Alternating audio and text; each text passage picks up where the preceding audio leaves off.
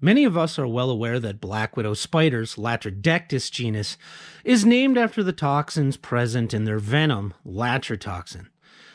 Now, though these latrotoxins are notoriously associated with the toxin venom of black widow spiders, they are also present in at least one other genus of Theridiidae spiders, Steatoda, the subject spider being Steatoda nobilis. Now, these latrotoxins make up 2/3 of that Steatoda venom. Primarily alpha-latrotoxin, which is the toxin most dominantly expressed in the venom. Also included are latroinsectitoxin and latrocrustotoxin. Now, alpha-latrotoxin is the toxin responsible for pain experienced from these spider bites. So whether a black widow spider bites you or Steatoda nobilis bites you, the alpha-latrotoxin is responsible for the pain of the bite. These bites being so small that they would otherwise be painless are painful because of the presence of alpha-latrotoxin.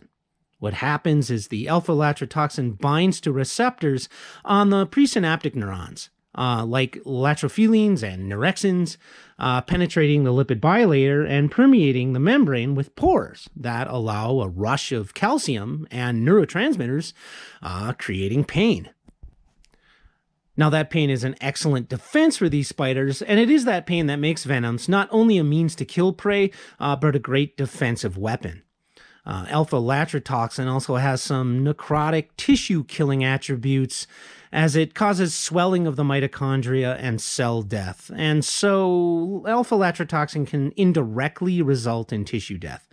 Now, this makes sense as we look at Latrodectus hesperus, the western black widow, which shows 16% of the venom gland expression being latrotoxin sequences, whereas in Steatoda nobilis, they're in the ballpark of like 52%.